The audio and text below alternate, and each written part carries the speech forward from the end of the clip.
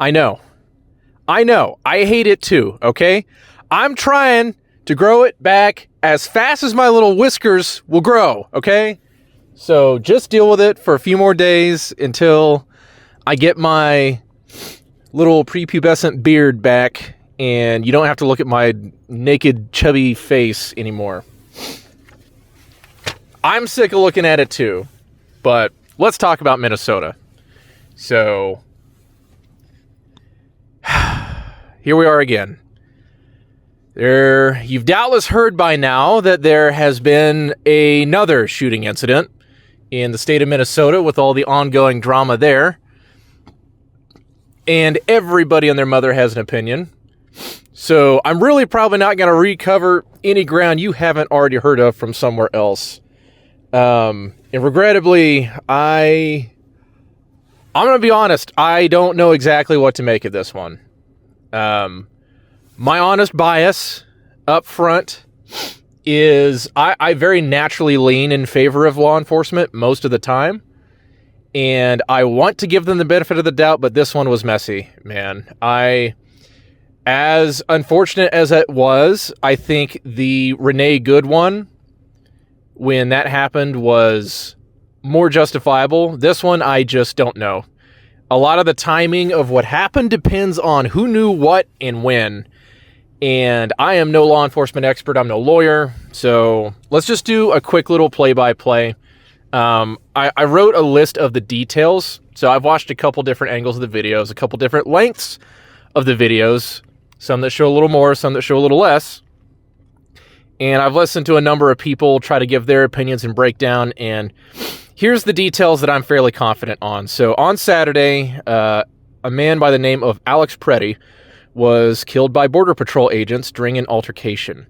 It isn't clear to me whether this was warranted or not, which I've already been talking about. And this definitely, I don't know if this is a clean shooting or not. So here's the details. Preddy, number one, Preddy was among a number of people following the agents and recording their activities, which is not illegal. Some of the people were actively blowing whistles, shouting, and generally being a nuisance to the agents. So starting to approach a little bit of a gray area there. But anyways, detail number two, Preddy was carrying a 6-hour pistol, though it did not appear that at any point he pulled it out and brandished it in the direction of the agents.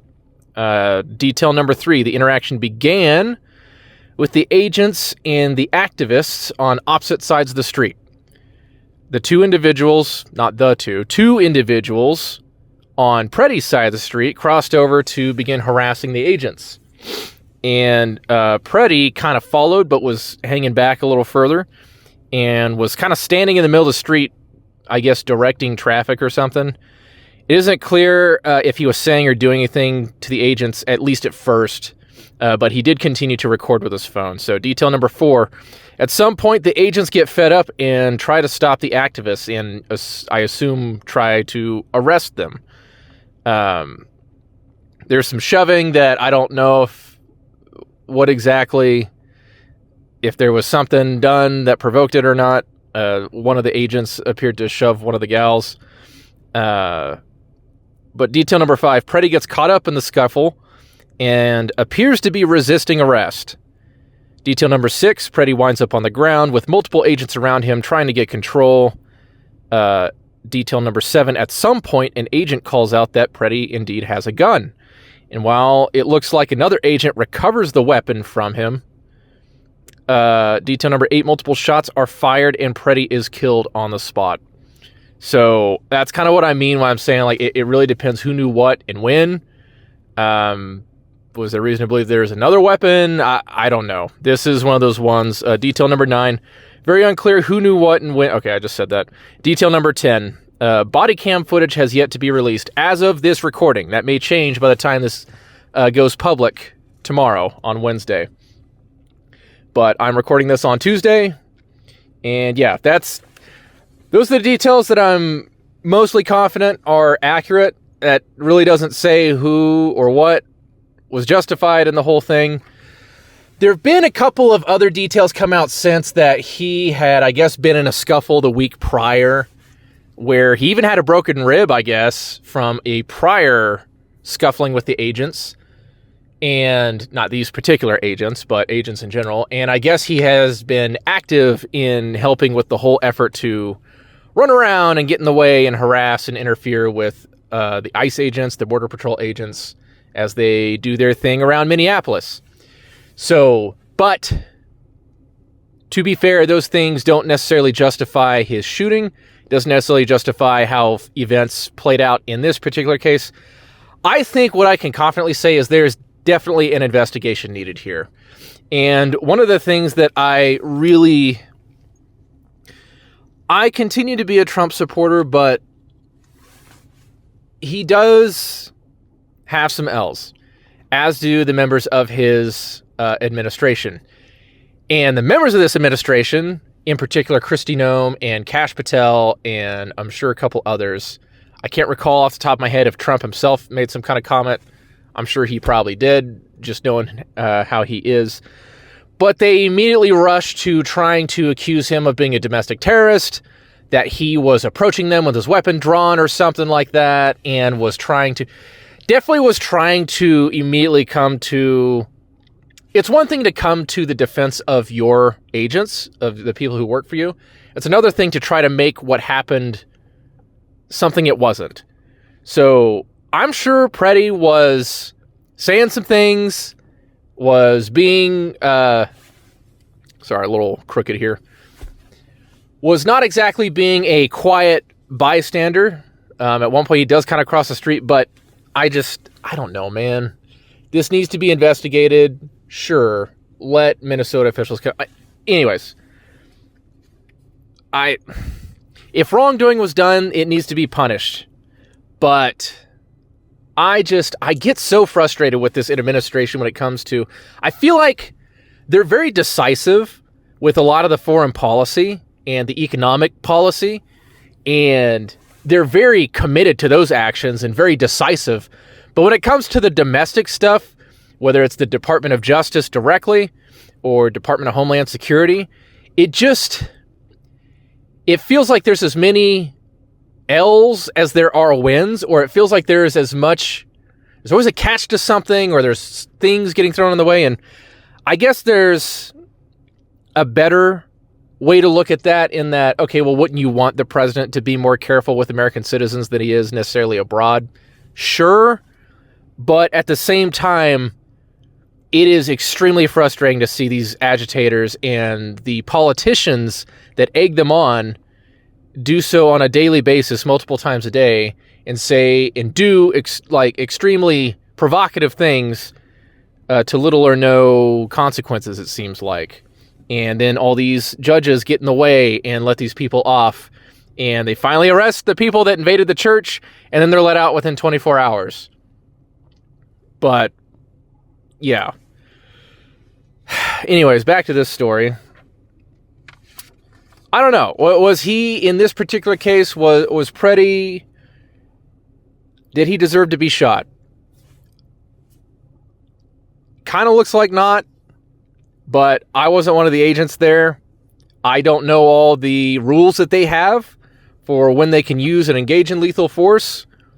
I don't know. And you know what? I think sometimes it's okay to not know. And I want to give them the benefit of the doubt, but I don't know if I can this time. But in any case, what I can say, and what I really wanted to move on and talk about, is that this should not change the mission of ICE. It should not change Border Patrol's mission. It should not change the administration's mission here. I think they do need to rein in the messaging some. At least they need to not go running their mouths so fast before they have all the facts. And they need to just say, you know what? An incident happened. We're investigating at this time. No further comment. Probably would have been the better course of action here. And I do get a little tired of the whole, like, everyone feels like they got to be Mr. Tough Guy and immediately, like, get involved and start making big claims. Just, sometimes it's just not needed, man. Just, especially from the top, who are supposed to be the leaders behind this administration. But I am getting really sick of the left and all their antics around this whole situation too, because the fact is this did not happen in a vacuum.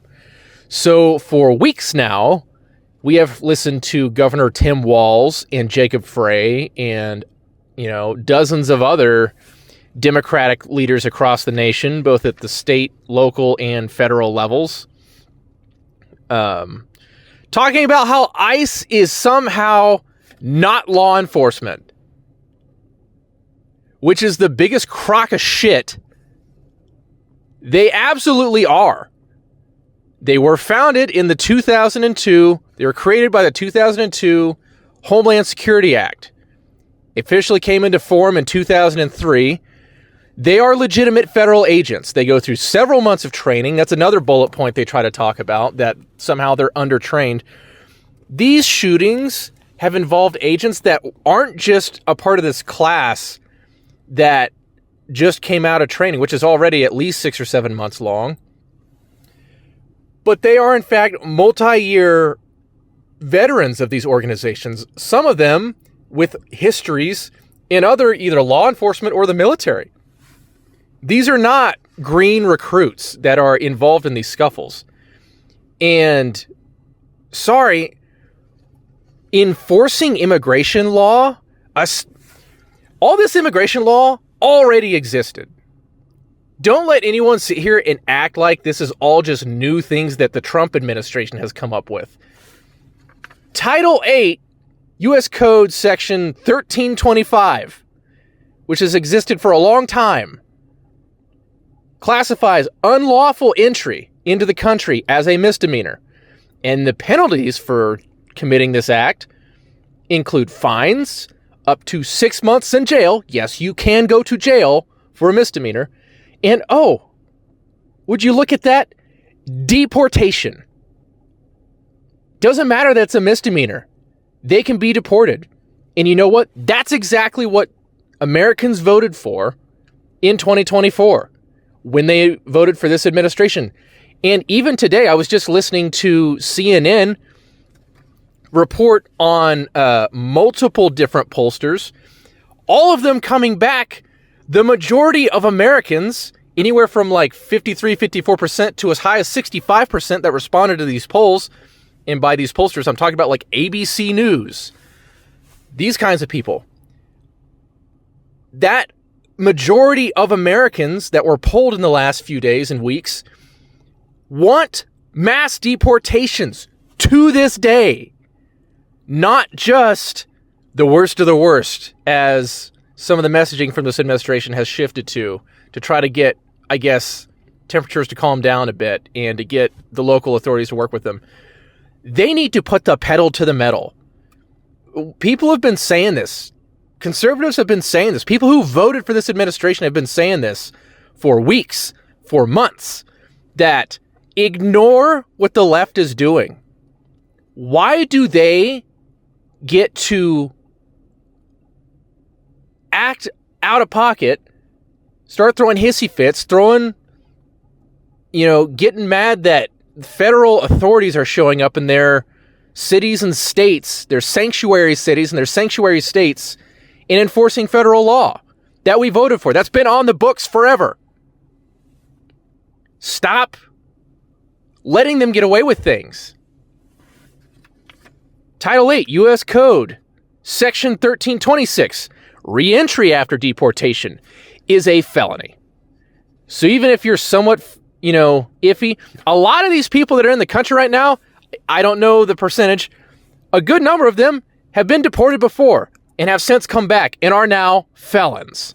So there you go. There's the official references in the United States law under Title 8.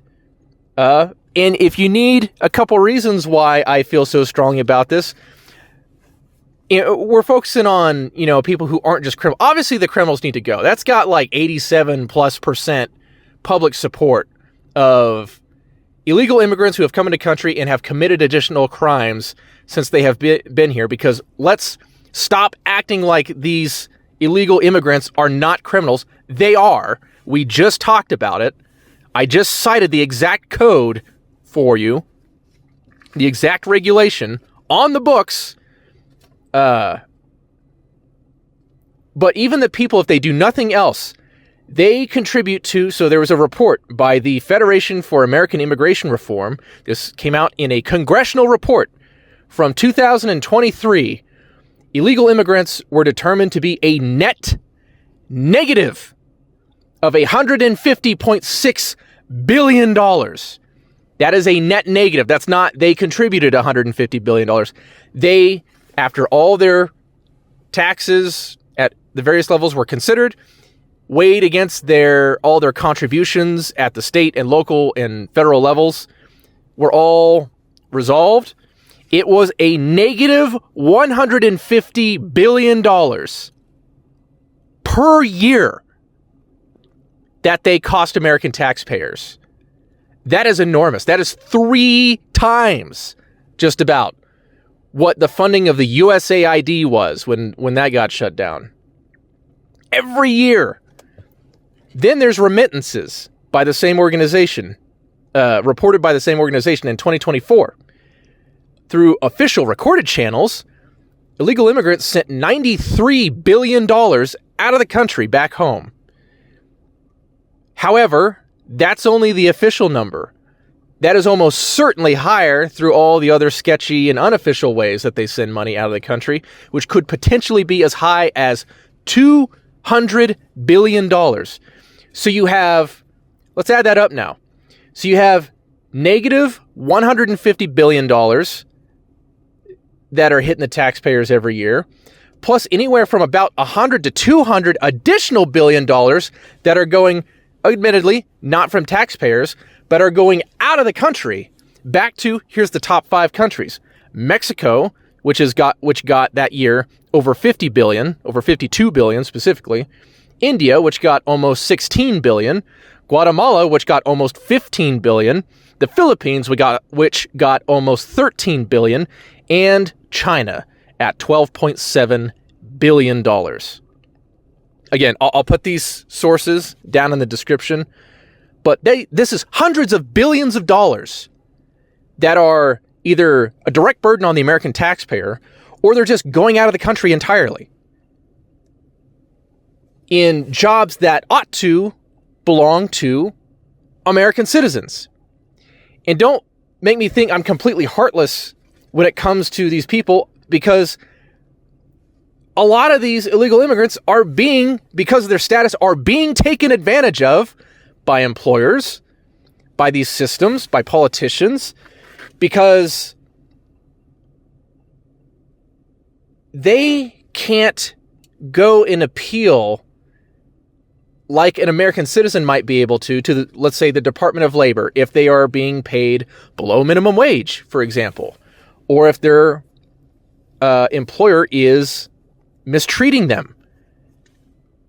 That's not something they can do, because then the employer can just turn around and report them as an illegal immigrant and get them deported. So it's a lot less likely that they are going to cause trouble for that employer. And again, I don't want to get into this whole thing of like, they're not all out there, picking the crops or whatever, getting minimum wage.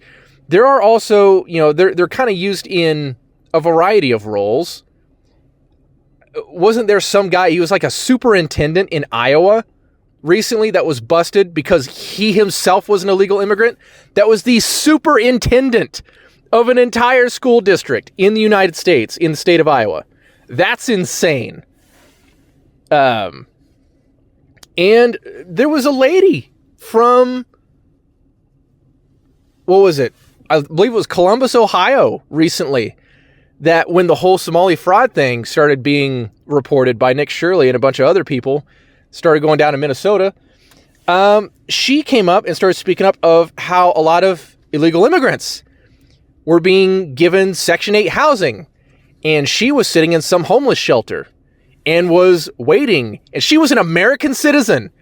And there was no Section 8 housing that she could be given because everything was taken by illegal immigrants. These are things that happen in the United States. Even if these illegals aren't doing any other additional crime other than crossing the border. There's this myth that the United States is this source of infinite money, this source of just infinite resources that we can just take on the entirety of the world's downtrodden and care for them and tuck them all into bed at night.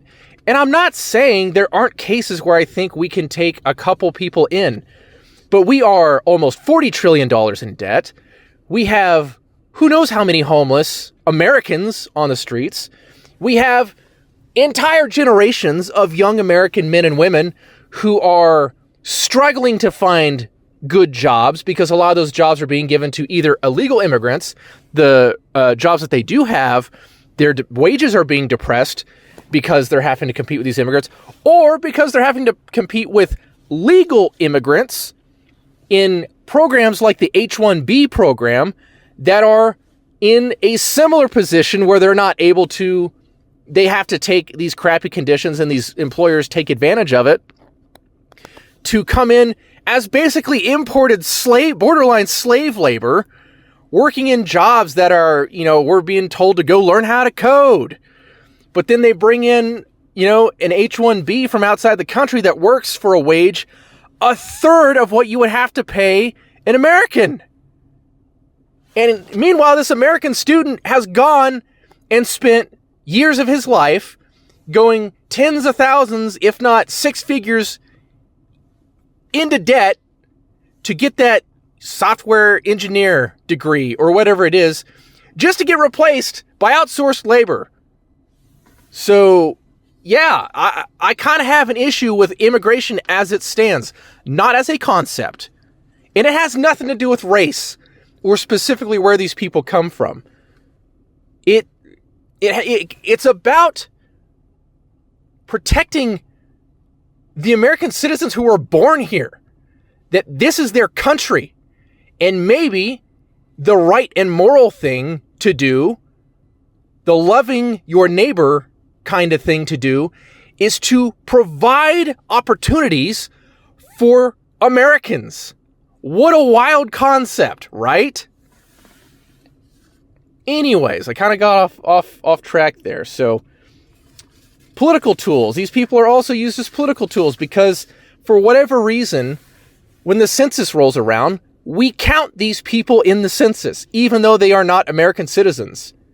Maybe you can argue a case that someone who is a legal resident or is on their way to becoming an American citizen should be counted in the census. I personally think only U.S. citizens should be counted. However, they just count bodies in the census, and that needs to change before the next census here in 2030. Who knows if that's going to happen, but it should. Because right now, all these states that import that, even though, yes, this influx of hundreds of thousands of people potentially coming into New York City and Chicago and places like this, Minneapolis, they're playing the long game. Because this massive influx of people under a Biden administration, with millions of people flooding into the country basically unopposed, and them doing everything they can through their liberal justices and all kinds of other ways that they just get in the way of rapid deportations, when it comes time to count those heads in the census, that could be an extra congressional seat. That could be an extra 2 congressional seats in some of these states or more. And if you repeat this pattern in multiple blue states, all of a sudden we don't have this narrow margin in the House of Representatives where it's, just barely a majority of red or blue. All of a sudden, we're locked into a 5-seat, 10-seat, 20-seat freaking majority that's almost impossible to break, and Democrat majority House for God knows how long. For the foreseeable future, effectively one-party rule in the House. Man, I'm getting lightheaded, getting going here. And then also, let's recall. So back to kind of the conditions in Minneapolis. So the shooting. Let's just say, for sake of argument, it was a bad shooting and that people should be punished here. Okay, I'm not opposed to that. That maybe an individual agent or all the agents there should be punished if they did in fact commit a horrible crime here and shot somebody who shouldn't have been shot. Whatever, let the investigation play out and let that be determined. But let's also remember that this has been weeks of hundreds, thousands of left-wing agitators, left-wing protesters running around the city, following these people, harassing them, blowing their whistles, showing up to their hotels, making noise all night long to increase the burden, the mental burden on these people, to keep them uncomfortable, that they're going out in the cold and dealing with all this resistance day to day. And they are doing all this. They're getting in the way of law enforcement. They're picking fights with law enforcement. There are other people all over the country that are making unhinged videos of them racking their freaking weapons, talking about how they're going to come out and shoot ICE. And then ICE goes out that day and sees people standing on street corners with rifles slung in tactical gear, wondering if they're going to get in a firefight in the middle of Minneapolis. I can only imagine what's going through these agents' minds. And then you get people like this walking across the street when, who knows, okay, maybe they're just deporting some dude that hasn't done anything other than be in the country illegally. But oftentimes, they have been going after people who are freaking child sex offenders, rapists, murderers. They're going after terrible people. And meanwhile, you have these troublemakers on the other side of the street or walking across the street, yelling at these agents, likening them to the freaking Gestapo or every other horrible name under the sun. Yeah, I'd be a little frustrated too, is what I'm getting at. It's adding all this stress, turning this into a powder keg. You have no cooperation until today's like the first time I've ever seen the Minneapolis Police Department actually breaking up some of these people who are gathered outside trying to break into or trying to just be a nuisance outside these hotels at night. Finally, after Tom Homan has been brought onto the scene to work with Tim Walz and Jacob Frey, whatever discussions and deals they're cutting there, he seems to have finally gotten some cooperation from the local authorities. But until now, for almost a full month, you have had Minneapolis Police Department basically running interference for these left-wingers here. You've had no cooperation from the state level authorities. And you have the state and local level authorities egging these protesters on, telling them they need to go out and record and impede and saying that they're not law enforcement. Meanwhile, across the country, ICE is continuing operations. Keep in mind, ICE is at least 20,000, if not more, agents out in the field every day. Only 2,000, 3,000 of those are in Minneapolis and the surrounding areas. That's another, 17, 18,000 that are all over the country, seemingly without incident. And I know there's other cities that are not being cooperative. There's other states that are not being cooperative. But all the attention's on Minneapolis. We're not really hearing a lot of this coming from anywhere else in the country where they are getting that support. Even in some blue cities, I think it's Memphis, Tennessee, they're getting cooperation from otherwise Democratic leadership in the area. And you know what? You're not seeing this violence happening. And that's because just cooperate with ICE. This is what Americans... It's not just that they're feds and that they have eminent domain. Or whatever the right, supremacy over the local authorities. It's also what we voted for this last election. You also have all these goons, all these left-wing politicians that are talking about how they're going to use all these recordings, and they're making lists and collecting names, and they're going to go after all these agents when they get back into power in a few years or down the road, whatever it is. All just adding fuel to the fire here. I think I'm done talking about this. And they released, I better not even bring that up because I don't have a source on that one. It's just a story I saw in passing. I was going to talk about how they, I guess the Minneapolis government or, maybe that was the Minnesota state government. They had like some 1,600 like criminal aliens, as in like they had done other stuff. Like this is your child rapists and stuff like that, murderers. And they just released them all back out onto the street. So that's what I was going to say. If I can find a news story to corroborate that, I'll put it in the description. Anyways, thank you guys for listening. It's just never-ending frustrating. pray for our country, pray for our law enforcement, pray that they do the right thing. If these guys did something wrong, pray that they're held accountable. And if need be, Kristi Noem could be removed from office today, and I would have no love lost. I don't hate her. I don't know, man. This domestic team has been pretty lackluster, at least when it comes to the law enforcement side of things. I think we need to do a bit of a roster swap here. I think it would do everyone a lot of good. And, so just pray that we win, man. Pray that we can do things that need to be done to bring peace back to our country. But in any case, thank you guys. I appreciate you stopping by, and we'll see you next time.